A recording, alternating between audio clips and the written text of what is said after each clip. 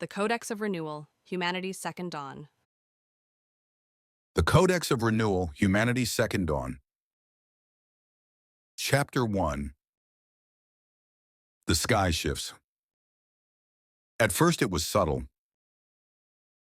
A wavering shimmer clung to the horizon, like heat on summer asphalt. Only colder, metallic somehow. Birds hesitated mid-flight. Winds changed direction without warning. Across the world, people lifted their eyes from screens, from conversations, from private worries and stared upward in creeping unease. No one could agree when the hum began. A low vibration too deep to call sound, thrumming in bone rather than ear. In New York, David Carter froze on a park bench, coffee cooling beside him as the city's constant roar faded, as if a vast, invisible hand pressed against the world.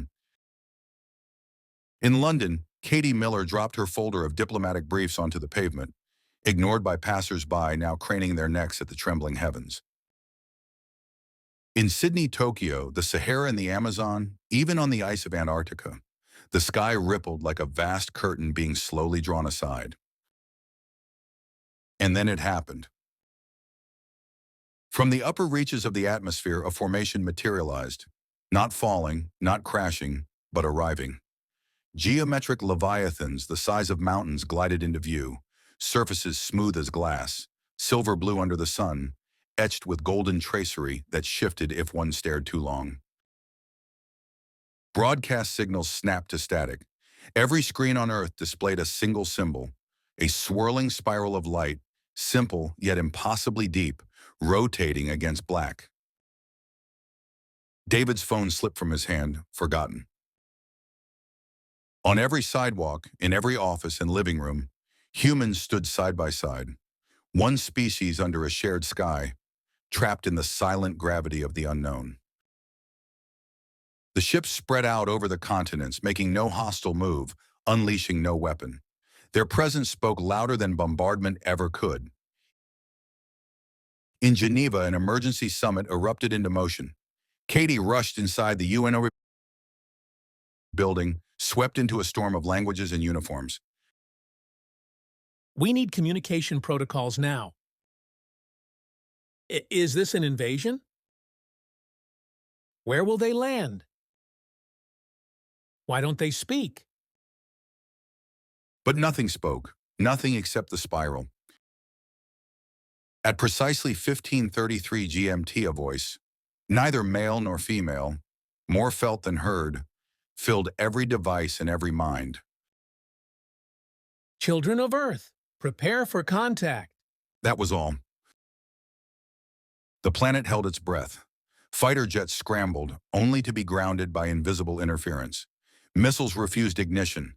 Defense grids lay dormant, as if the machines themselves had lost faith. As dusk rolled across the Atlantic, the largest vessel, a cathedral of white and silver, shifted.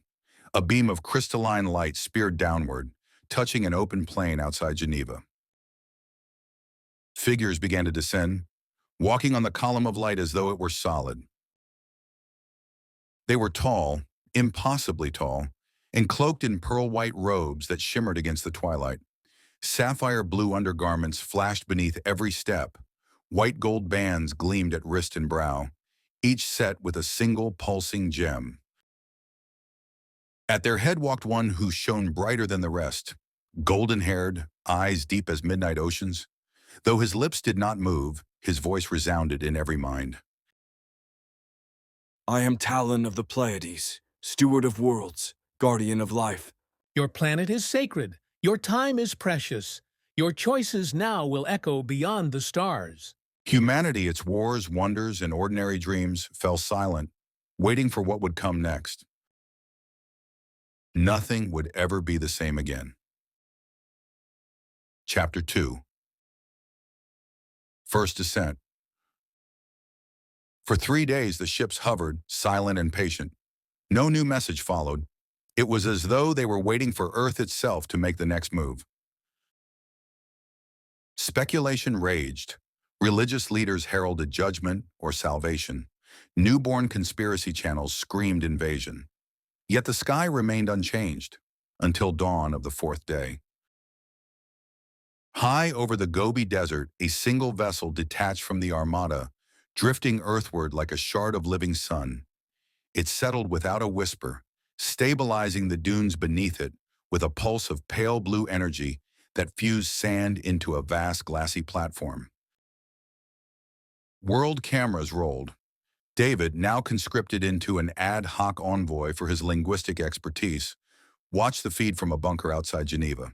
Katie, representing the UN's environmental desk, stood in the same room, heart hammering. A hatch opened. Figures stepped onto the platform. Humanoid, 8 feet tall, radiant. Pearl-white robes flowed like mist. Sapphire cloth gleamed. White gold cuffs and headbands glinted with celestial etchings. They moved with a grace that defied gravity. At their center strode Talon. His golden hair shimmered. His sapphire eyes surveyed the desert with sorrow and patient hope. Without sound, he conveyed, We are not conquerors. We are custodians. The desert wind rose, but their robes did not stir. It was as if the earth deferred to them. Talon raised one hand. A crystalline device drifted from the ship, projecting holographic maps, oceans, forests, cities, overlaid with flickering glyphs that looked older than language. This time his words carried on the physical wind. You have poisoned your soil, darkened your skies, forgotten the law of stewardship. We are here to assess your world's standing and to offer correction. Fear rippled through the observers, yet no weapons appeared. We present a chance for renewal, for rebirth. Heal what is broken and evolve beyond your current limits. Behind him, more Pleiadians carried sleek cases. Gifts, perhaps. Tools for restoration, not conquest. Then, for all to see, the crystalline device hovered into Talon's palm. It glowed like a captured star. This is the Codex of Renewal. Within it lies the map to restore your world. We offer it freely, without demand, yet know this. Nature is not your enemy. Technology that poisons is corruption, not progress. Continue this path, and your lease upon this planet ends. We, guardians of sacred worlds, will act. He placed the Codex on the platform. It pulsed once, an organic heartbeat, then sank halfway into the earth, waiting. Without another word, the Pleiadians returned to their ship. The hatch sealed. The craft rose into the veil of clouds and vanished. The first descent was over. Aftermath. Global powers fractured. Generals demanded contingency plans. Magnates muttered about lost profits. Yet outside boardrooms, children smiled at the spiral still faintly glowing in the sky. Healers, farmers, and scientists sensed possibility. Night fell. David stood on a balcony of the Provisional Coordination Center, eyes on the new stars, ships silently orbiting. A deep hum vibrated in his bones. Perhaps this is not judgment, he thought. Perhaps it is invitation. Elsewhere, Katie made the same wish. Far above, Talon and his kin watched, waiting to see which path humanity would choose. Chapter 3. A Dying Lease. The evaluation began the next morning. Without warning, beams of soft sapphire light stretched down from the ships. Not weapons, not attacks, but sweeping, scanning threads that laced across every continent and ocean. They moved like living vines, weaving complex geometric patterns across the ground, through cities, over forests and seas. Every field, every street, every poisoned river and strip mine was illuminated under the scrutiny of the visitors. It wasn't just the land. The air itself was analyzed, the waters dissected, the vibrational health of entire ecosystems measured and recorded. Massive holographic displays appeared over capital cities worldwide, visible even to the naked eye. They showed living maps of Earth, pulsing veins of blue where life thrived, throbbing patches of sickly gray where industry had choked the land. Green belts, rainforests, natural reserves, shimmered with powerful energy signatures. Cities, especially sprawling industrial complexes, showed up as festering wounds, leaching vitality from the body of the planet. David and Katie stood shoulder to shoulder, watching one of the displays in stunned silence. Above them, the data shifted constantly, showing places, numbers, pulse rates of planetary health. It was far worse than any climate report they had ever seen. It's not just pollution, Katie whispered. It's entropy. We're draining the planet's life force. The truth hit harder than any speech or warning. Earth wasn't merely damaged. It was in debt, hemorrhaging vitality it could no longer afford to lose. On the main display, numbers flickered into existence, a scale from pure blue, perfect health, to black, terminal collapse. Earth hovered just a few shades above black, dangerously low. A final figure materialized: global biointegrity score, 23%. Sustainability debt, critical. David swallowed hard. This wasn't a warning anymore. This was a foreclosure notice in slow motion. The displays didn't lie. Each toxic city, each clear-cut forest, each poisoned sea showed up like debts on a massive cosmic ledger. Debts humanity had no way to repay. Talon's voice returned, not booming from the sky this time, but transmitted calmly through every broadcast, every device, every public square. You are the tenants of this world. It was entrusted to you. In our system of stewardship, such guardianship demands care, balance, and honor. A chilling silence followed as millions hung on the next words. Your current standing, negative. Your civilization stands in debt, owed not to us, but to Earth itself.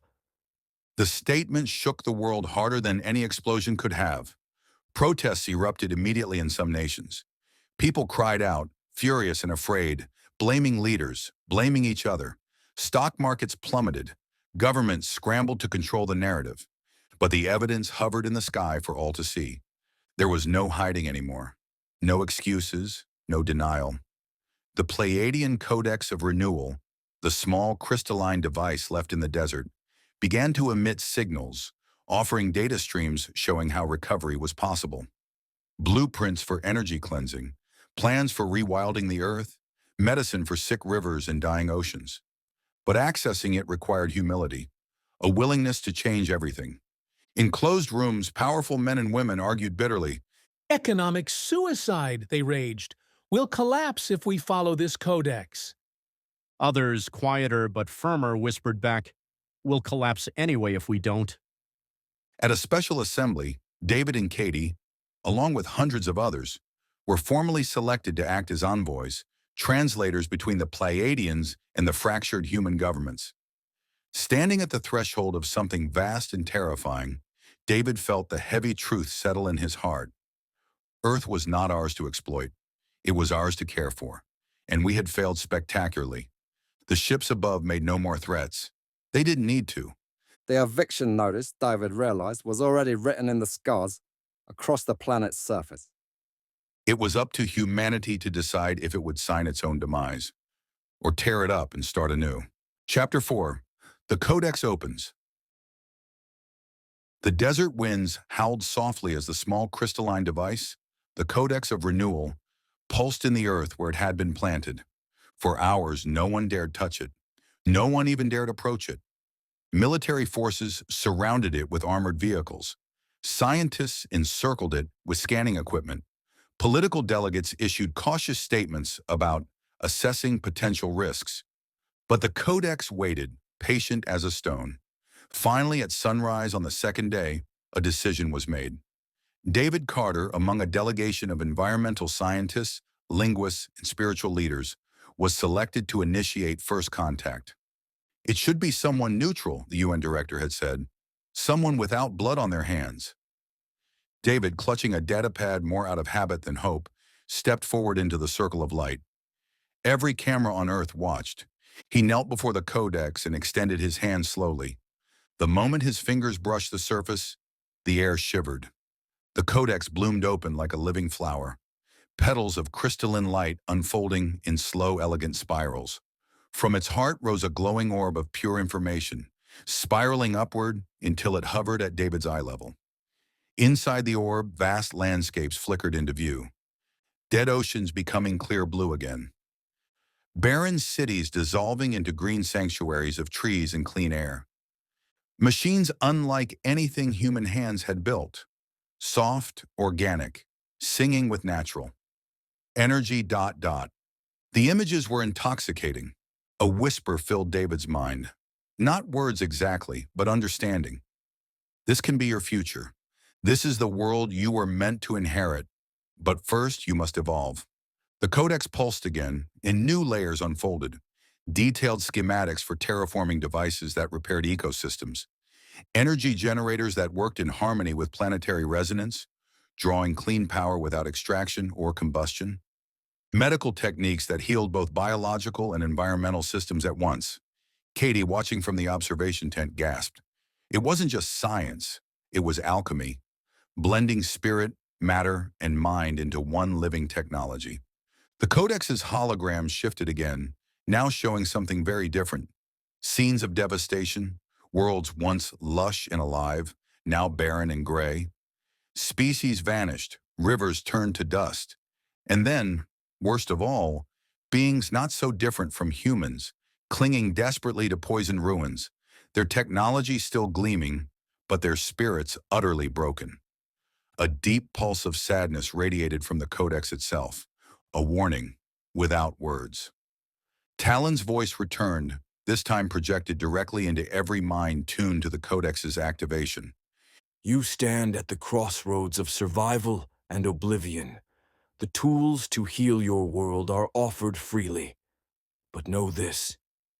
The glowing orb flared brighter, casting long shadows across the desert. These gifts are not for conquest. They are not for exploitation. They are for restoration, and only restoration. Any attempt to weaponize, to hoard, or to corrupt these technologies will result in their immediate deactivation.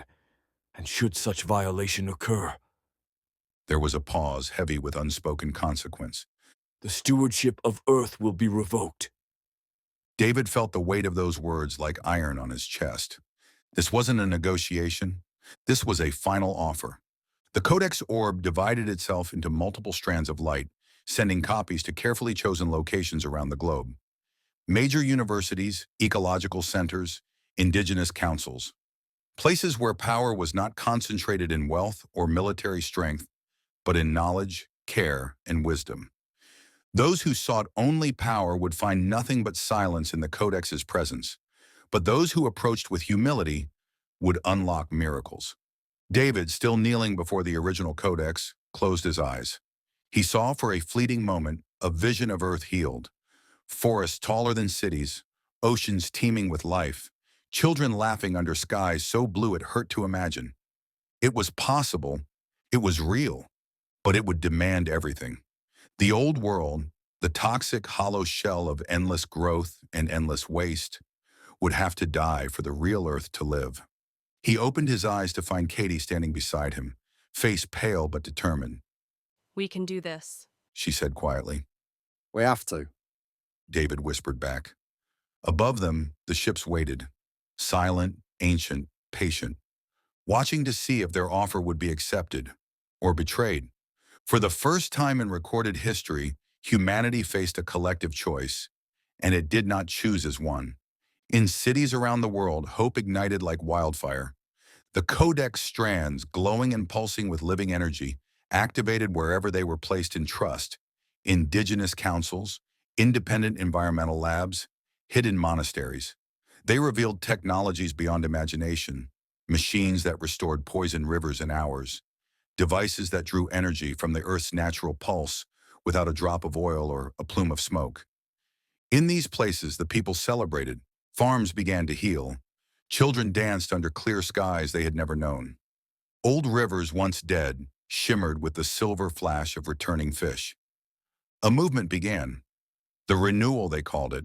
Scientists, teachers, farmers, healers, activists, and millions of ordinary citizens embraced the Codex openly, ready to dismantle the old systems of extraction and begin again. But not everyone rejoiced. In glass towers and darkened war rooms, fear rooted deep. Matthew Brooks, CEO of Neurocore Industries, stared at the Codex projection with narrowed eyes. The alien technology was brilliant, but to him it was dangerous. It threatened to dissolve his empires overnight. No more oil, no more endless consumer dependence, no more corporate control disguised as progress. We built this world. Matthew growled to his advisors. Not them. In secret, plans were drawn. Sabotage teams were funded. Disinformation campaigns were unleashed. Old prejudices were stoked. Fear of outsiders, fear of change. Soon cracks began to form. On the streets, renewers, those who followed the Codex, marched peacefully, planting trees, cleaning rivers, offering free food grown from newly healed soil. Opposing them, newly formed purists claimed that the Pleiadians were an invasion in disguise, that Earth should remain sovereign, even if it meant dying. Fights broke out. False flag attacks tried to paint renewers as terrorists. In some places, cities declared themselves Codex-free zones and banned the use of restoration technology. In Geneva, David and Katie sat at the edge of an emergency summit, their faces grim. The Earth was splitting in two. I thought everyone would see. David said bitterly. See how clear it is? Katie shook her head, sadness clouding her eyes. The ones who built the old systems, She whispered. they're afraid of being made irrelevant. They'd rather burn the house down than admit they built it wrong. Outside the summit walls, peaceful crowds gathered, holding up symbols of the Codex, singing songs of unity. Inside, the old powers schemed how to resist salvation. Above it all, the Pleiadian ships hovered silently, making no move to intervene. Talon had spoken once more through the Codex that morning. The choice must be yours. True evolution cannot be forced. It must be chosen, or not at all. Humanity was not at war with the skies. Humanity was at war with itself, and time was running short. Chapter 5, Humanity Responds. For the first time in recorded history, humanity faced a collective choice, and it did not choose as one. In cities around the world, hope ignited like wildfire. The Codex strands, glowing and pulsing with living energy, activated wherever they were placed in trust. Indigenous councils, independent environmental labs, hidden monasteries.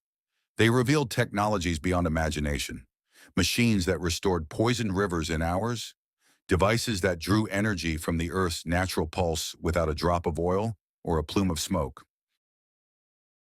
In these places, the people celebrated. Farms began to heal. Children danced under clear skies they had never known. Old rivers, once dead, shimmered with the silver flash of returning fish. A movement began, the Renewal they called it. Scientists, teachers, farmers, healers, activists, and millions of ordinary citizens embraced the Codex openly, ready to dismantle the old systems of extraction and begin again. But not everyone rejoiced. In glass towers and darkened war rooms, fear rooted deep. Matthew Brooks, CEO of Neurocore Industries, stared at the Codex projection with narrowed eyes. The alien technology was brilliant, but to him it was dangerous. It threatened to dissolve his empires overnight. No more oil, no more endless consumer dependence, no more corporate control disguised as progress. We built this world. Matthew growled to his advisors. Not them. In secret, plans were drawn. Sabotage teams were funded. Disinformation campaigns were unleashed. Old prejudices were stoked. Fear of outsiders, fear of change. Soon, cracks began to form. On the streets, renewers, those who followed the Codex, marched peacefully, planting trees, cleaning rivers, offering free food grown from newly healed soil. Opposing them, newly formed purists claimed that the Pleiadians were an invasion in disguise, that Earth should remain sovereign, even if it meant dying. Fights broke out. False flag attacks tried to paint renewers as terrorists. In some places, cities declared themselves Codex-free zones and banned the use of restoration technology. In Geneva, David and Katie sat at the edge of an emergency summit, their faces grim. The Earth was splitting in two. I thought everyone would see. David said bitterly. See how clear it is. Katie shook her head, sadness clouding her eyes. The ones who built the old systems, She whispered. they're afraid of being made irrelevant. They'd rather burn the house down than admit they built it wrong. Outside the summit walls, peaceful crowds gathered, holding up symbols of the Codex, singing songs of unity. Inside, the old powers schemed how to resist salvation. Above it all, the Pleiadian ships hovered silently, making no move to intervene. Talon had spoken once more through the Codex that morning. The choice must be yours. True evolution cannot be forced. It must be chosen, or not at all. Humanity was not at war with the skies. Humanity was at war with itself. Since time was running short. Chapter 6. The evaluation begins. The ships descended again, this time not for ceremony, but for work. From each great vessel, slender beams of silver light dropped like roots, sinking into the earth. These beams were not random. Each one targeted a city, a region, a biome. Places where the balance between thriving life and toxic decay teetered most precariously. Where the Codex had revealed hope, the Pleiadians now revealed truth. David watched the first live transmission from the United Nations command room, his gut tightening. Over the Amazon rainforest, a ship's evaluation beam glowed with vibrant blues and greens. The forest pulsed with living energy, battered, scarred, but still breathing. A voice from the ship spoke aloud, simple and clear. Verdict: potential for recovery. Assistance approved. In Rio de Janeiro, citizens flooded the streets in joy. Environmental engineers burst into tears as restoration modules, released from the ships, began to descend, not with violence but with life, dispersing seeds, healing polluted waters, breathing life back into concrete jungles. It was beautiful, but not everywhere. In the heart of industrial megacities, places where rivers ran black, where air was barely breathable, the evaluation beams dimmed, flickering between sickly gray and dull brown. Over an ancient coal basin in northern China, a booming voice declared, Verdict: severe systemic collapse. Biointegrity below 5%. Evacuation recommended. Restoration suspended pending systemic human change. Similar verdicts came from parts of North America, Southeast Asia, Eastern Europe, regions where decades of toxic exploitation had turned land into something brittle and dead beneath a surface of steel and asphalt. And then, worse still, secrets began to surface. One evaluation team revealed vast underground chemical dumping sites beneath pristine parks. Another revealed deep-sea mining operations poisoning ecosystems that had taken millions of years to form. Footage from a destroyed rainforest revealed not natural fires, but coordinated corporate burnings hidden for decades. Leaders who had spoken loudly of green policies were exposed as perpetrators of mass ecological crimes. Humanity stared at its own sins, naked and undeniable, broadcast across every screen and sky. No courtroom could spin it. No official could deny it. The planet itself bore the scars. David sat with his head in his hands. Katie scrolled through the growing list of evaluation reports, her face pale. It's worse than we thought. She whispered. So much worse. David nodded. There were no heroes here, no saviors, only those willing to admit the truth, and those who would drown in their own denial. Above the suffering cities, the Pleiadian ships remained silent, offering no judgment, no punishment, just the facts, just the mirror held up for all to see. At the end of the day, Talon's voice echoed once more. The opportunity remains. But opportunity is not infinite. To heal your world, you must first acknowledge how you have wounded it. Denial is not evolution, it is extinction. The final transmission ended with an image burned into every soul who saw it, a vision of Earth as it could be, lush, wild, alive, and beside it, Earth as it would become if humanity chose wrong, a dry, broken husk, silent and abandoned. The evaluation had begun. The reckoning was accelerating. Chapter 7, Warnings and Gifts.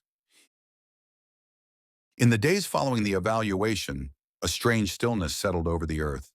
Factories slowed, financial markets froze, military commands sat paralyzed, unsure whether to prepare for war or surrender to something beyond their comprehension. But it was not conquest the Pleiadians had come for. It was choice. And now they offered tools to help humanity make it. At first, the gifts descended like seeds of light, small devices, sleek and simple, left in open public places. A sphere that, when placed in polluted water, cleansed it back to crystal clarity within. Minutes. A slim rod that, inserted into dead soil, restored microbial life and growth within hours. A resonance amplifier that stabilized damaged ecosystems, reviving trees and wildlife, once thought lost forever. Each device required no fuel, no maintenance, no ownership, only care.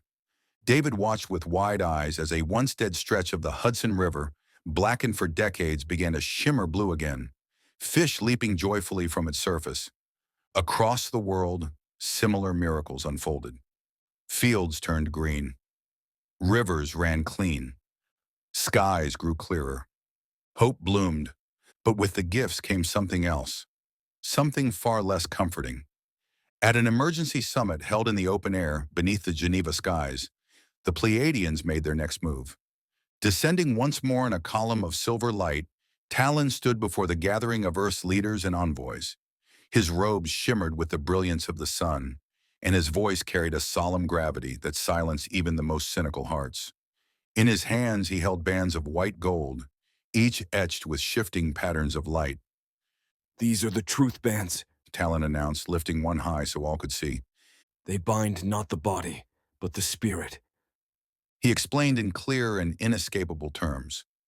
Every government official, corporate leader, and major influencer who wished to participate in the restoration program must wear a truth band. The bands detected deceit and corruption instinctively, responding not to spoken words, alone but to intent. Those who lied, plotted, or sought to twist the gifts for selfish gain would be exposed immediately. There will be no secret sins under these skies, Talon said. Evolution demands integrity. Stewardship demands truth. A murmur of fear and outrage rippled through many of the leaders present. Already whispers filled the air. How would the old power structures survive this? How could politicians maneuver if every deception glowed in the open? How could corporations operate if profit at the expense of life became instantly visible? They couldn't. That was the point. Talon's gaze swept across the crowd, luminous and piercing. We offer healing, He said. We offer a path to rejoin the community of enlightened worlds. But should these gifts be misused, should truth be abandoned again? He raised his hand, and behind him a holographic image bloomed, a world gray and dead, abandoned. Then Earth's stewardship will be revoked. You will not be punished. You will simply be removed. No threats, no violence, only cold, clear cause and effect. The summit ended in heavy silence. That night, as David and Katie walked the edges of the camp under a sky thick with stars, they spoke in whispers. Do you think they'll go through with it? David asked. If we fail? Katie watched a shooting star blaze across the heavens. I don't think it'll be punishment. She said. I think it'll be mercy for the Earth. Above them, silent and patient, the ships of the Pleiadians hovered, waiting to see if humanity would rise to the call or vanish into its own ashes. Chapter 8, The Corruption Pushes Back. They called themselves the Sovereignty League, a coalition of old-world powers who refused to wear the truth bands. Publicly, they spoke of human dignity, national autonomy, and resisting alien manipulation. But in private, their motives were simpler: greed, fear, power. In high-rise conference rooms and underground bunkers, they gathered the remaining titans of oil, weapons, banking, and corrupted government. At the head of it all stood Matthew Brooks, his silver hair immaculate, his voice oily and smooth. They mean to strip us. He said, pacing before a sea of anxious, powerful faces. Strip us of our industries. Strip us of our borders. Strip us of our freedom. A few nodded grimly. Others looked away, uneasy. The truth bands, Brooks sneered, holding one up between two fingers like a dead rat. are chains. They would have us betray our survival instincts, our right to dominance. In exchange for what? A pretty forest? A clean river? Childish sentimentality. There was a dangerous murmuring now.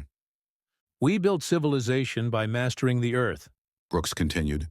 and we will not surrender it to some golden-haired interstellar social workers.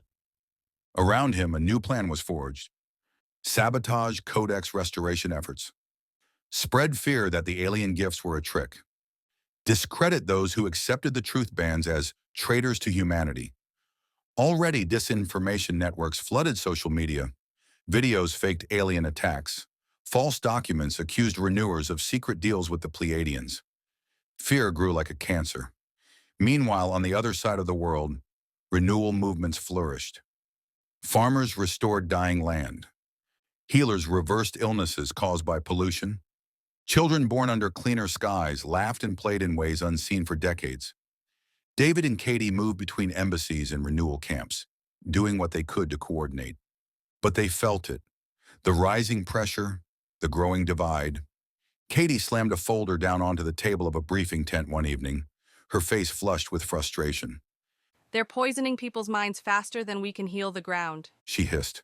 David sat quietly, staring at the newest intelligence reports. Codex facilities vandalized. Truth band distribution centers bombed. Scientists and environmental leaders targeted. The old world was fighting for its life, even if it meant dragging humanity into the grave with it.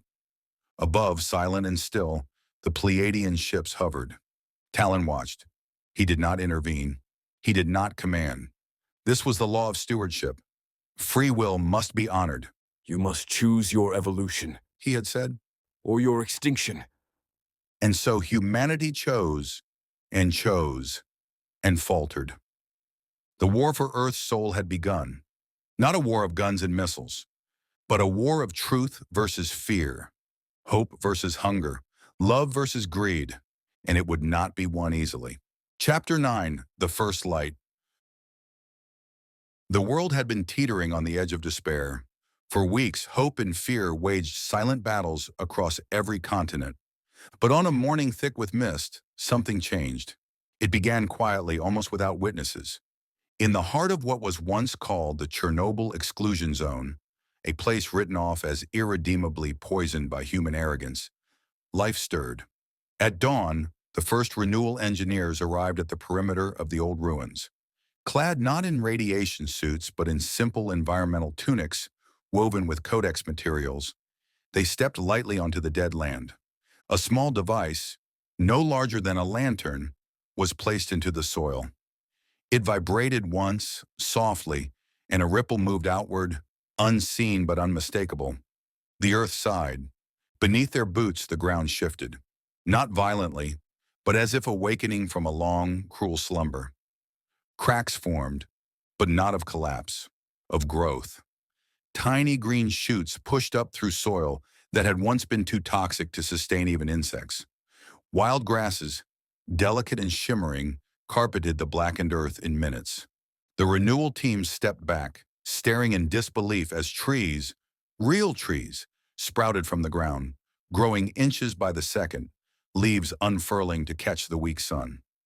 And at the heart of it all, atop the scar of Reactor 4, a single oak tree rose. Its bark gleamed faintly with a pearlescent sheen. Its leaves shimmered between green and gold. It was as if the earth had poured all her broken heart into one living symbol. News spread faster than any Sovereignty League lie could contain. Footage of the Chernobyl bloom, of wastelands turning to vibrant meadows, flooded every screen. At first, people disbelieved, cried fake, accused Renewal scientists of trickery. But then they came in droves, citizens, journalists, scientists, traveling across continents just to see it with their own eyes. And there it was. Undeniable, unexplainable by human technology. Life returning to death. David Carter stood at the edge of the meadow, tears burning in his eyes. Children, born to evacuees who had lived their entire lives in sorrow, now danced barefoot in grass that hadn't existed days ago. Old men knelt in prayer, hands shaking. Entire families wept together, laughing through their tears. Katie stood beside him, voice barely a whisper. The earth is forgiving us, She said. or trying to. David said nothing, swallowing hard as he watched the oak tree sway gently in the clean morning breeze. It wasn't just Chernobyl. Other blooms began to rise. In the poisoned marshes of Louisiana, in the smog-choked valleys of northern India, in dry riverbeds once thought lost forever. Everywhere the Codex was trusted, truly trusted, miracles took root. But even as joy spread, darker forces stirred. In the boardrooms and bunkers of the Sovereignty League, the Chernobyl bloom was viewed not as hope, but as a threat. Matthew Brooks slammed his fist onto a polished conference table, shattering a glass of expensive brandy. This will ruin us. He snarled at his gathered lieutenants. If they believe the aliens can fix everything, they'll turn their backs on us. On the systems we built. Others around the room nodded grimly. Plans began to form. Desperate plans. The Sovereignty League would strike. Not openly, but with subtle sabotage. If they could discredit the Renewal movement now, at its moment of triumph, perhaps they could cling to power a little longer. Plant doubt. Brooks growled. Create chaos. If we can't rule the Earth anymore, we'll damn well make sure no one else does. Back in Geneva, at the Renewal Coordination Center, David and Katie sat with leaders from across the world. Scientists, indigenous elders, healers, young activists, studying new Codex downloads. Blueprints for rebuilding entire cities as living ecosystems. Techniques to convert megafactories into vertical forests. Ways to blend technology and nature into a true symbiosis. Hope bloomed, but they all felt it, just beneath the surface, the tremor of danger. They won't let go easily. Katie said one night, staring out at the stars where the Pleiadian ships still hovered like silent guardians. They'd rather see it all burn. David nodded slowly. But maybe, He said, enough people have seen the light now. Maybe they won't be able to stop it. they didn't know it yet, but the battle for Earth's future had truly begun. And for the first time in a long, long time, the light was winning. Chapter 10, The Sabotage. The Chernobyl bloom had lit a fire across the world. Renewal camps expanded daily. Citizens demanded their leaders wear the truth bands. Entire cities petitioned to join the Codex restoration programs. But in the dark spaces where old power clung like mold, fear festered. The Sovereignty League knew they were losing, and so they chose the ancient refuge of the desperate, violence. The target was the Zurich Renewal Nexus, the heart of the European Restoration Network. Here, scientists worked around the clock developing Codex-integrated technologies for healing air, water, and land. Here, families displaced by climate disaster had begun to rebuild new lives. Here, the future was being born. And so it was here that Matthew Brooks struck. At 2:14 a.m. local time, while the camp slept under a blanket of stars, an explosion rocked the valley. The blast was not crude. It was engineered to seem natural. A nearby chemical storage depot, one of the few still operating under old energy contracts, ignited in a monstrous fireball, sending toxic smoke billowing across the sleeping fields. Within minutes, sovereignty agents flooded media networks, spreading the same narrative. Renewal extremists sabotage chemical depot. Eco-terrorists unleash environmental disaster. Is the Codex movement too dangerous?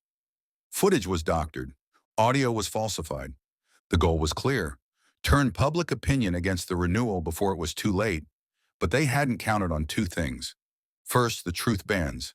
Several agents had been fitted, under heavy public pressure, with the Pleiadian devices. The moment false statements began flooding the news, the bans flared black, visible, undeniable, branding the liars before a global audience. Across homes, streets, schools, and offices, millions watched in stunned silence as supposed witnesses and experts were exposed in real time. Trust shattered like glass. Second, the Codex itself. Sensors woven into the Renewal Nexus had recorded everything: energy signatures, sabotage patterns, chemical trajectories, and fed it directly into the Codex's incorruptible memory banks. Within hours, the truth was broadcast across the globe. Video footage of sovereignty operatives planting explosives.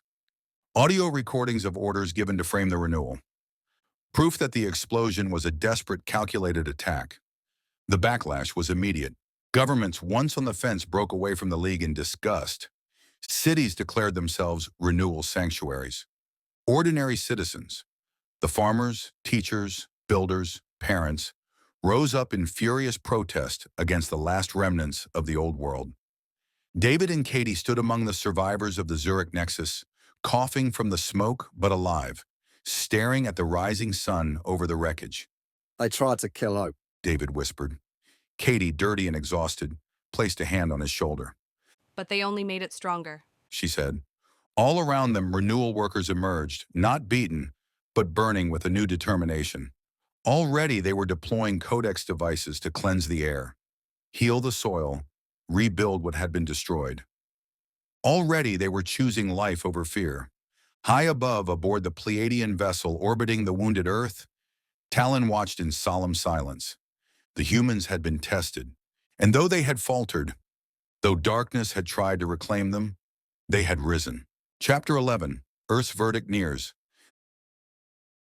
The fires from the Zurich sabotage had barely been extinguished when the next message came.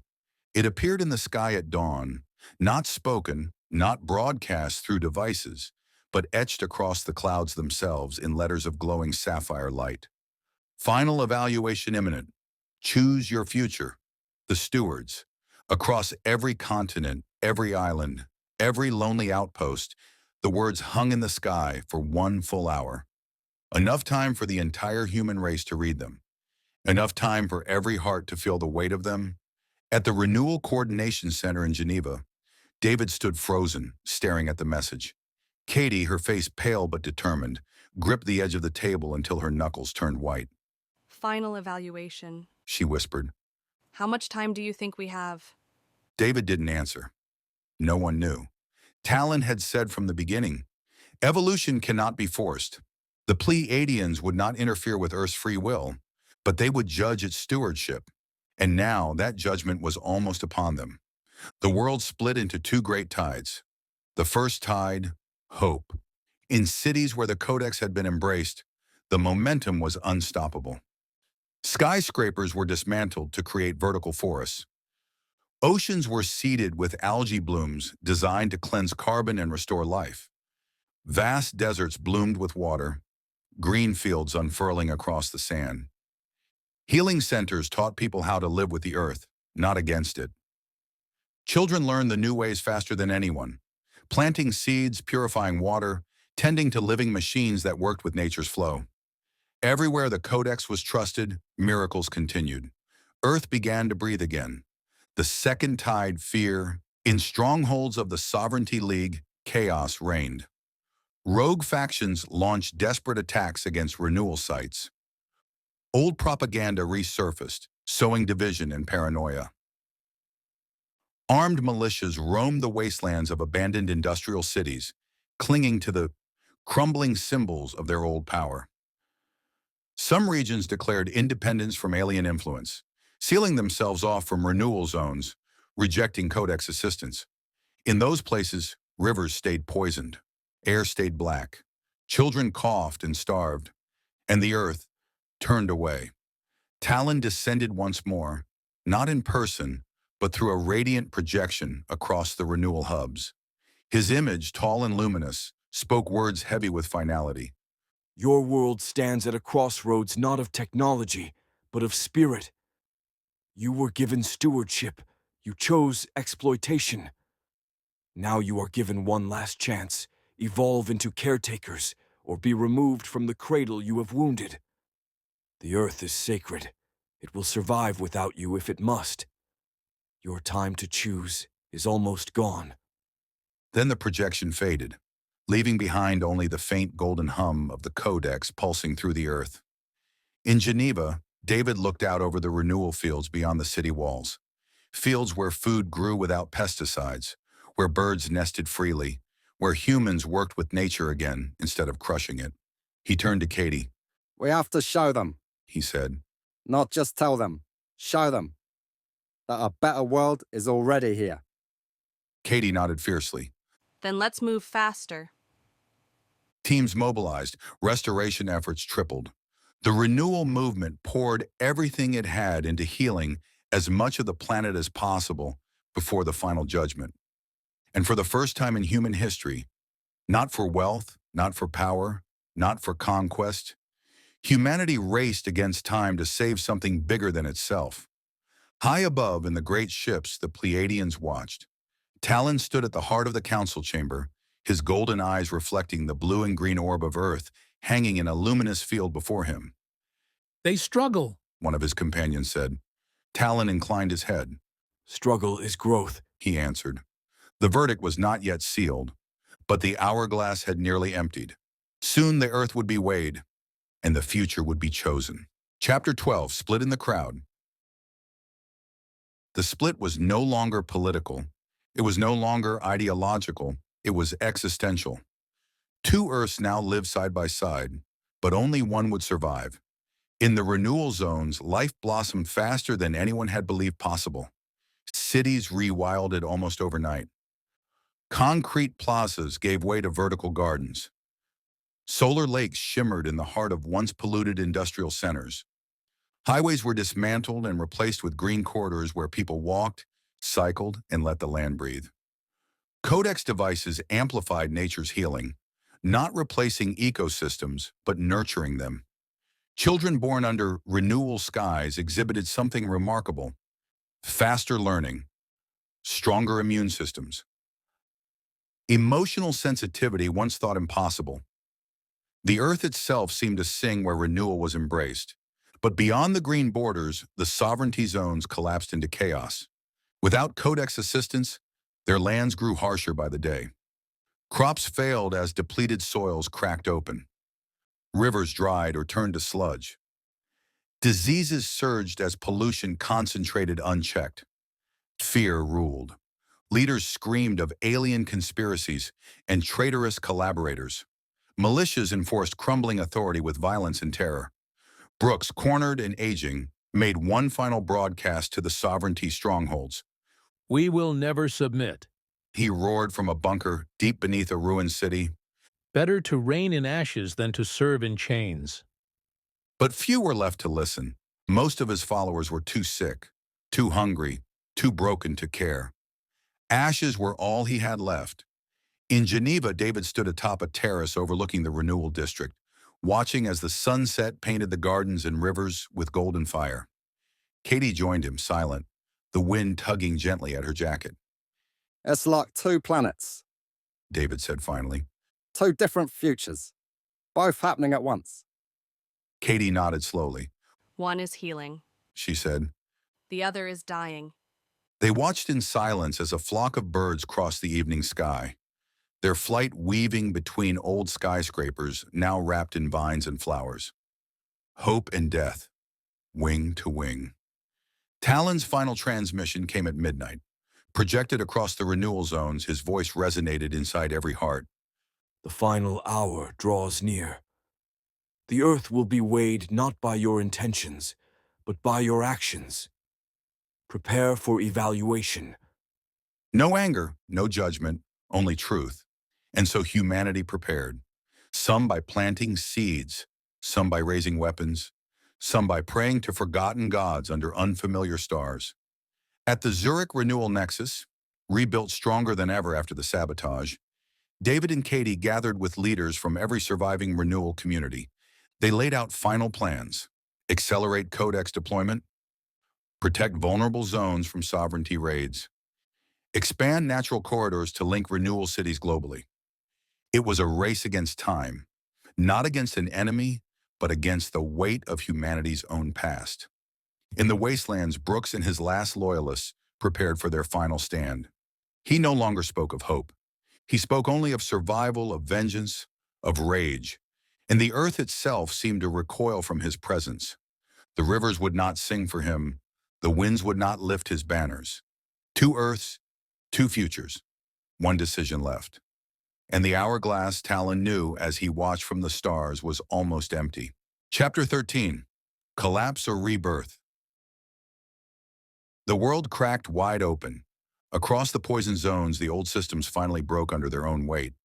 Factories once roaring with endless production stood silent, their skeletons rusting under polluted skies. Markets that had worshipped endless growth shriveled and died. Governments that clung to the dream of dominance crumbled into infighting and collapse. In the sovereignty strongholds, desperation turned inward. Militias fought over dwindling resources. Cities devolved into hollow ruins. Entire regions slipped into silence, abandoned by those who once ruled them. Matthew Brooks made one final broadcast from his underground fortress, a rambling, bitter manifesto blaming everyone but himself. No one listened. The world had moved on. In the Renewal zones, life surged forward. Each day, the land grew stronger. Each day, the air became sweeter, the rivers brighter, the people lighter in spirit. Entire cities had been reimagined. Skyscrapers stripped down and rebuilt as vertical farms. Power grids replaced with Codex resonance fields that harmonize with the Earth's pulse. Community councils replaced bureaucracies built on cooperation, transparency, and shared stewardship. There were no rulers anymore, only caretakers. In Geneva, David and Katie stood at the center of the Renewal Council's great amphitheater. Once a relic of old diplomacy, now a vibrant center of living governance. Before them stretched thousands: scientists, farmers, builders, teachers, artists, all gathered for one purpose. We stand on the edge of rebirth. David said, his voice steady despite the pounding of his heart. We have tasted what life can be. We have seen what healing looks like. We cannot, we will not, go back. The crowd roared in agreement. Katie stepped forward, holding aloft a simple seedling, its green leaves trembling in the morning light. This, She said, is the future we choose. no longer the monuments of steel and smoke, no longer the empires of greed, but life, shared, protected, celebrated. Above them, the Pleiadian ships began to move. For the first time since their arrival, they broke formation, drifting into new spiraling patterns above the Earth. David felt the change deep in his bones, as if the planet itself was shifting, holding its breath for what came next. In the final sovereignty enclaves, those who clung to the old ways watched the skies darken. Their weapons meant nothing. Their lies collapsed under their own weight. Their empires, once so mighty, crumbled into ash without a single shot fired by the Pleiadians. The Earth had made her choice, and she chose those who chose her. In the Renewal zones, bells rang, people sang, children planted forests where parking lots once sprawled. Hope was not abstract anymore. It was soil between fingers. It was laughter carried on clean winds. It was life, stubborn and wild, refusing to be crushed. At sunset, Talon appeared once more, standing atop the great Zurich Renewal Nexus, bathed in golden light. He did not speak at first. He simply looked out over the crowds, over the living cities, the reborn forests, the healing rivers, and nodded once, solemnly. Then his voice, soft and vast, filled the air. The earth remembers your kindness. The earth feels your repentance. And the earth offers you another chance. The Renewal leaders and citizens fell silent, holding their breath. You have not completed the journey, Talon said. but you have begun it, and that is enough. The first stars pierced the twilight sky as the earth, battered but breathing, turned toward a new dawn. Collapse had come. But rebirth had won. Chapter 14, Unveiling the Truth. The world was healing, slowly, stubbornly, joyfully. Life had begun to reclaim its rightful place. Forests roared back to life across continents. Oceans, once silent, sang with whales and dolphins returning to ancient waters. The skies, once bruised with smog, opened in pure, endless blue. It was a beginning, not an end. But the Pleiadians had one final truth to reveal. On the 5th day after the rebirth was confirmed, the skies shimmered once again. A massive sphere of golden light descended, not from the ships, but from within Earth's own atmosphere, as if summoned by the planet herself. At the center of the Renewal fields, the sphere opened like a blooming flower, and from its heart stepped Talon, dressed not in the flowing pearl robes of judgment, but in simpler garments of woven gold and silver threads, humble, luminous. He stood before the gathered Renewal leaders, citizens, children, elders, a sea of faces still bruised by the old world, but shining now with hope. Talon's voice carried on the gentle wind. You have chosen to heal. You have chosen to evolve. He paused, allowing the silence to soak into every heart. And now, you must understand what was truly at stake. A holographic field unfolded behind him, vast, breathtaking. It showed Earth, lush and vibrant, spinning slowly in the void. But then, as Talon gestured, another image layered over it, a radiant map of energy pathways, pulsing with life force. Rivers of consciousness weaving through the land, the oceans, the very air. Currents of pure potential flowing through mountains and forests. Luminous networks invisible to the human eye, until now. David gasped aloud. Katie clutched his arm tightly. It's alive. She whispered. The whole planet. It's conscious. Talon smiled gently. Earth is not merely your home, He said. it is your cradle and your mirror. As you evolve, so does she. As she heals, so do you.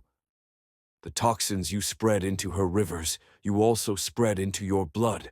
The violence you wrought upon her forests, you wrought upon your minds. He paused, his eyes deep and full of sorrow and pride. But now, the bonds can be restored. Talon lifted a single hand, and beams of golden light spiraled outward from the sphere, touching the renewal zones across the world. Wherever the light fell, subtle changes began.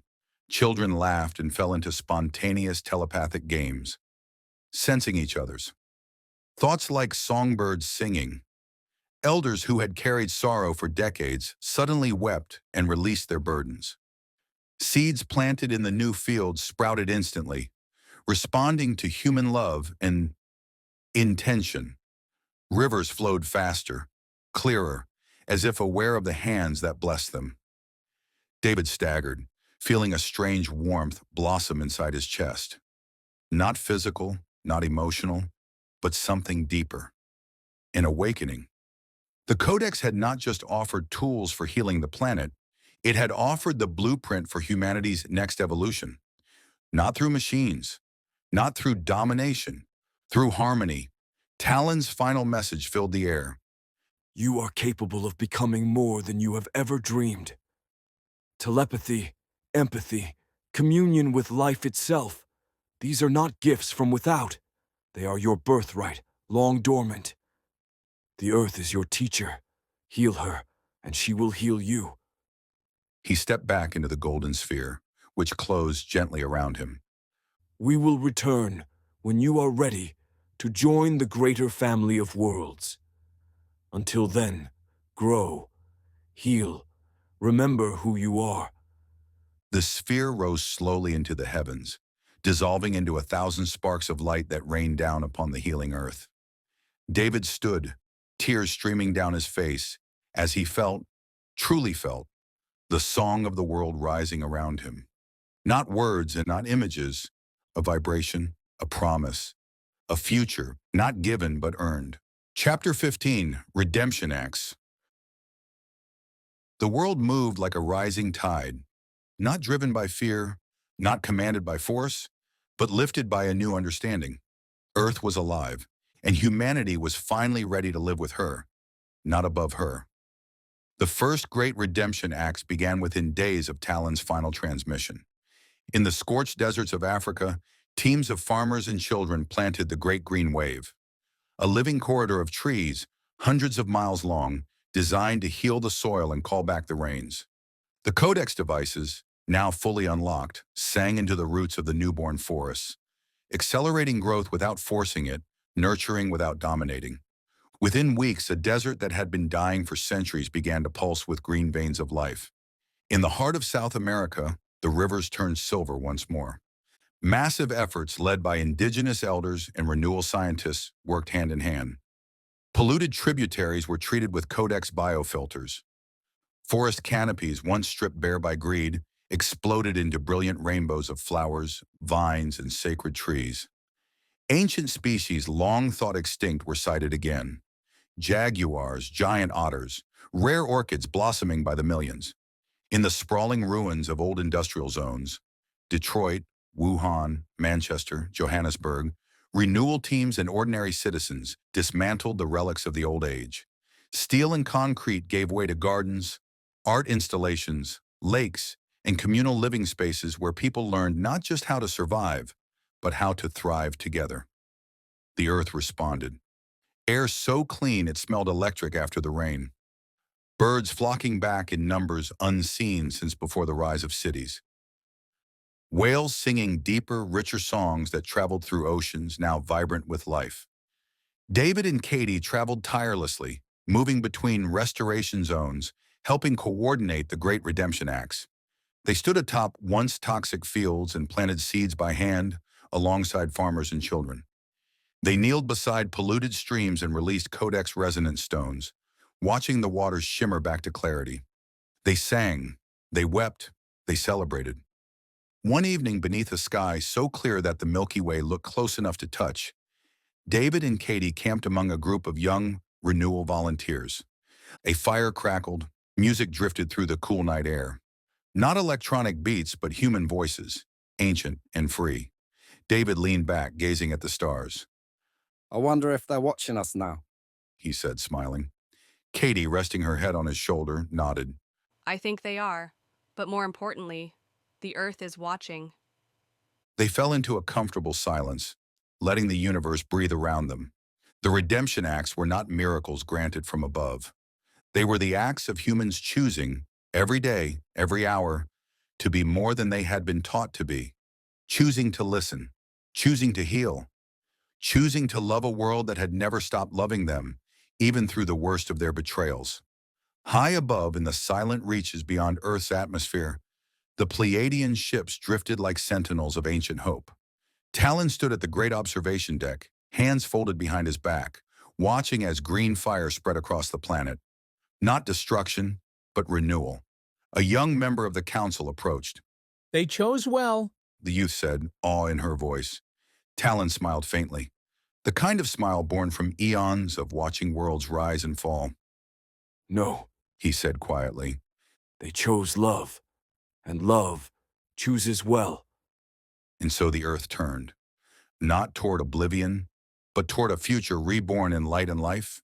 The redemption acts continued, the planet healed, and humanity, at long last, began to become what it was always meant to be. Chapter 16, The Vote of Worlds. High above the earth, in a vast crystalline chamber aboard the great Pleiadian vessel, the council assembled. Dozens of luminous beings stood in concentric circles, their garments woven from the light of stars, their eyes reflecting the blue and green jewels spinning below. At the center stood Talon, silent, waiting. Before him floated a living projection of Earth, not merely its geography, but its energy, its pulse, its song. And it was singing again. The council spoke in tones that were felt more than heard. The biosphere regrows. The rivers awaken. The human spirit stirs. Not perfection, not final mastery, but something even rarer, a sincere turning toward life, a long, slow healing of the heart. On the surface of the earth, renewal celebrations continued, not with arrogance, not with declarations of victory, but with humble gratitude. Across the Amazon, sacred fires were lit in thanks.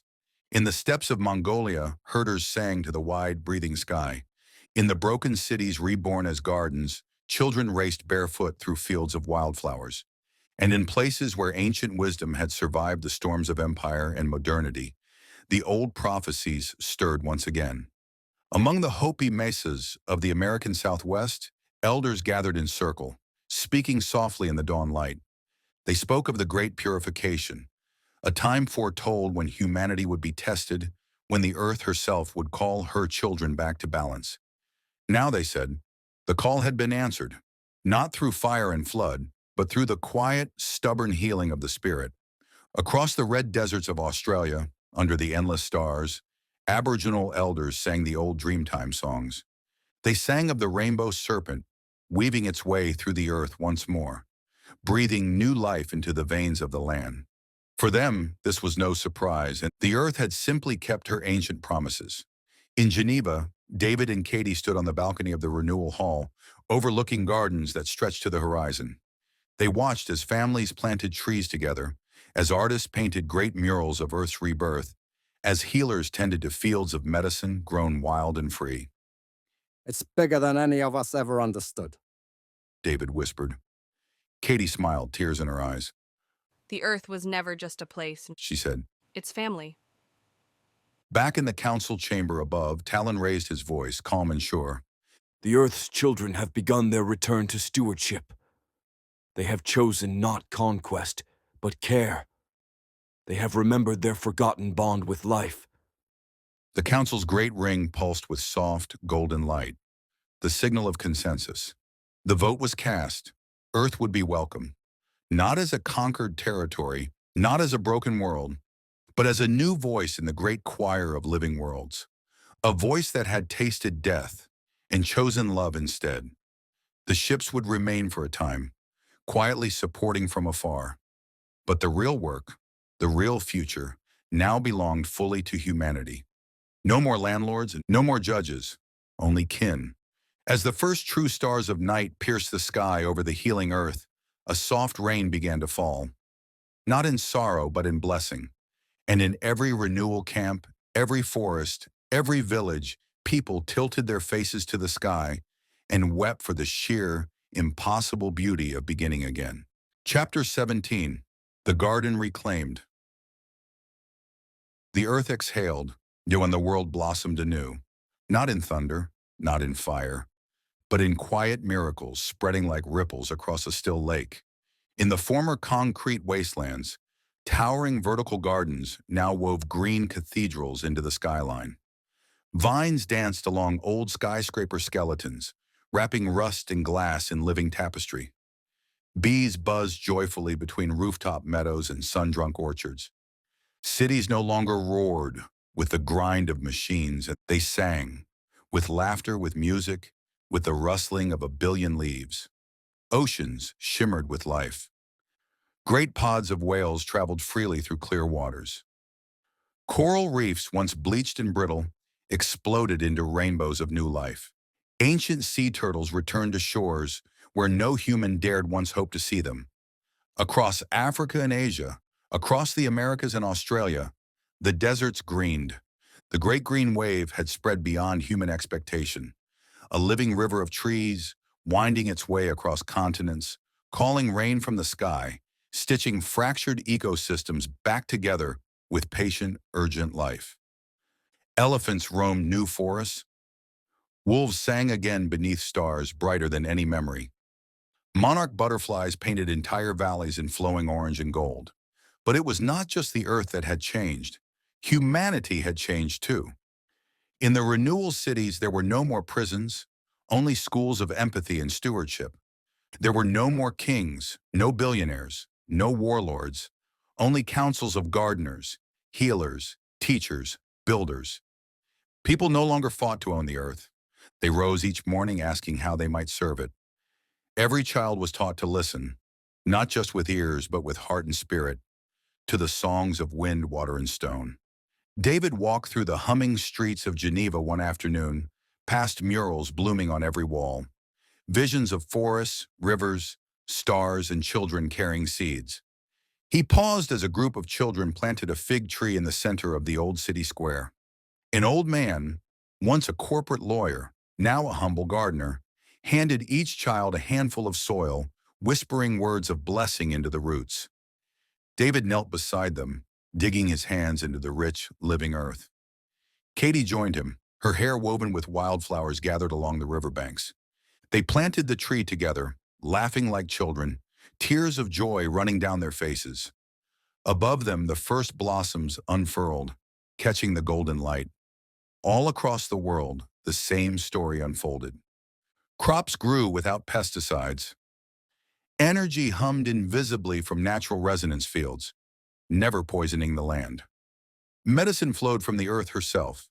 Plants, waters, harmonies, long forgotten but now restored.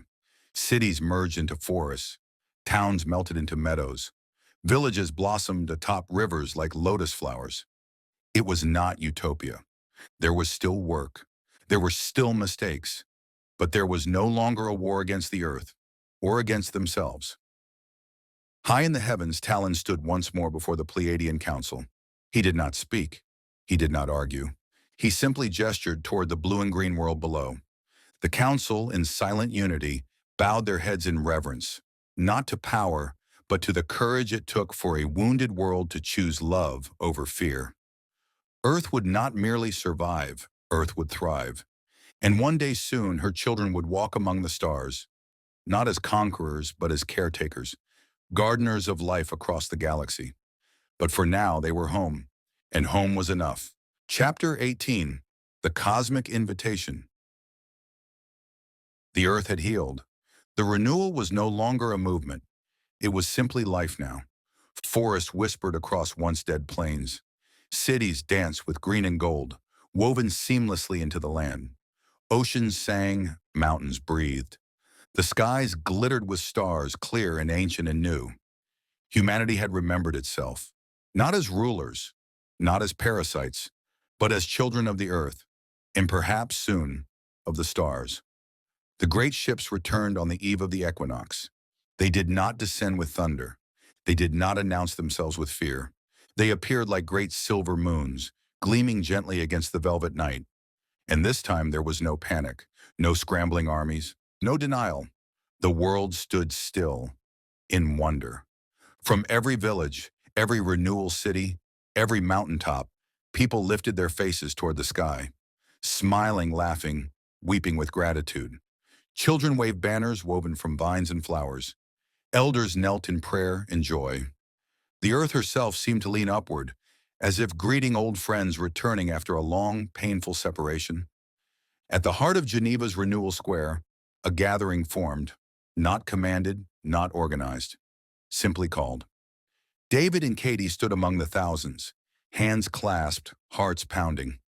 Above them, the ships aligned into a great spiral, spinning slowly, weaving light across the heavens. And then from the center of the spiral, a single beam of pure golden light descended. Talon emerged, but this time he wore no robes of authority, no emblems of judgment. He wore simple garments of sky blue and silver gray, woven like river mist. He walked forward through the gathered crowd, no guards, no barriers. Children ran to him first, laughing and fearless. He knelt to greet them, touching their hair, their hands, smiling with a joy so vast it seemed to touch the earth itself. The people parted for him without command. Talon reached the center of the square and stood, his hands open, his voice carrying clear and true across the world. Earth, you have remembered your sacred bond with life. You have turned from destruction. You have chosen love. The ships above pulsed once, gently like giant heartbeats in the sky. Talon lifted a simple object high above his head, a sphere of woven crystal, shimmering with the colors of every forest, every ocean, every sunset, every heartbeat of the planet. You are hereby invited to join the living choir of worlds, not as vassals, not as servants, but as guardians, as kin, as voices of earth among the stars. A sound unlike anything humanity had ever heard before rose up from the crowd. a song of laughter, of tears, of drums and wind, and hope all woven into one. All across the world, the earth answered. Wolves howled not in fear, but in celebration. Trees leaned toward the sky, their branches quivering with unseen joy. Rivers sparkled with bioluminescent light, running silver under the stars. It was not magic, it was simply life awakening fully to itself. Talon stepped forward, placing the crystal sphere gently into the hands of a small child standing at the front of the crowd. A girl no older than 6, her hair wild, her eyes shining. She cradled it with reverence, as if holding the heart of the world itself.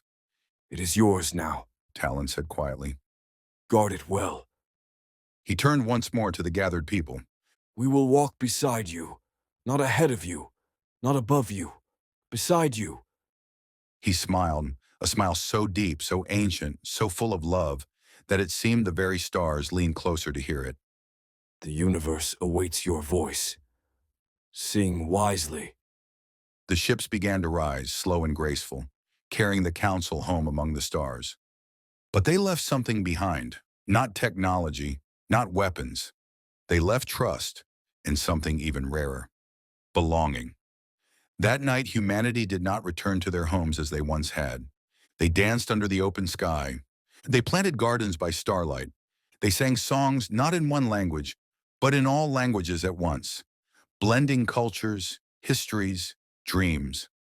In the high deserts, the Hopi carved new prophecies into the stone, not warnings, but blessings. In the red sands of Australia, Dreamtime singers wove new verses into the songlines, celebrating a future no longer feared, but embraced. In the forests, the mountains, the rivers, and the cities of Earth, a new story was born. A story not of dominion, but of kinship. A story not of conquest, but of care. David and Katie sat by the glowing waters of the New Geneva Lake, watching the stars wheel overhead. We made it. David whispered. Katie smiled, resting her head against him. No, She said softly. we're just beginning. The lake rippled gently at their feet. Above, the galaxy spun, ancient and endless. And somewhere among them, new paths were opening, waiting for the Earth, reborn to walk them. Not as strangers, not as invaders, but as keepers of life, singing their long-forgotten song once again into the great choir of worlds. Epilogue, the first song. Years had passed, not centuries, not eons, only a handful of orbits around the sun. And yet the Earth was unrecognizable, not for the technology it bore, but for the life that thrived across its face.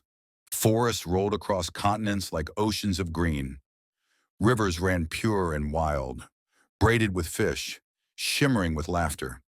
The cities had not vanished, but they had learned how to listen. Buildings curved like living trees, humming softly with resonance fields that nurtured rather than consumed. The Earth was no longer a battlefield. She was a garden again, a promise fulfilled. At the heart of the Renewal spaceport, a living structure grown from crystal and flowering vines, a ship stood ready. Not a warship, not a vessel of conquest, a seed, crafted from organic alloys gifted by the Codex, woven with Earth's own wisdom. It pulsed softly with life. Her name was carved into her living hull. Gaia's promise, she was the first human ship to venture beyond the moon, beyond Mars, beyond the cradle of Earth's gentle arms, carrying not weapons but greetings, an envoy of life, a singer of songs long forgotten by the cold, silent void. David and Katie stood at the edge of the launch platform, hands entwined, faces lifted to the glittering heavens. They were older now, lines etched around their eyes, not from worry, but from smiling into 1,000 dawns. Around them, a gathering of humanity had formed, elders from the Hopi mesas, draped in garments painted with sacred stories. Dreamtime singers from the red deserts, humming the melodies of Earth's first mornings. Scientists and healers, farmers and poets, children and dreamers, all standing together, one people, one Earth. Ready. A low harmonic tone rolled out from the Gaia's promise, a sound deeper than music, more ancient than language. It was the sound of Earth herself, a resonance of oceans, forests, mountains, rivers, and hearts beating as one. The launch sequence began. Petals of solar sails unfurled, catching invisible winds. The ship lifted, slow, graceful, sure, rising on wings woven from trust and memory. No smoke, no fire, only light, only life. As the Gaia's promise rose into the sky, the gathered crowd raised their voices in song. Not one song, thousands, different languages, different rhythms, different dreams, but all woven into a single living symphony. A song of home, a song of forgiveness, a song of new beginnings. The earth herself seemed to join the chorus, the rivers glittering, the trees swaying, the winds dancing, and above them all, the stars blinked open, one by one, not cold watchers anymore, but beckoning lights along a path humanity was finally ready to walk. Katie leaned her head against David's shoulder as they watched the ship climb higher, becoming a star itself. Do you think they'll hear us? She whispered. David smiled, his heart full beyond words. They're already listening, He said. Far above, Talon and his kin watched too, smiling, silent, knowing. The cosmic family was growing. The earth had found her voice again, and for the first time in countless ages, her song would echo across the galaxies. Not as a warning, not as a cry for help, but as an offering. A song of life, a song of love, a song of belonging. The end, written by Samuel Jaggard in creative collaboration with ChatGPT. Together we imagined a world reborn and a future worth reaching for.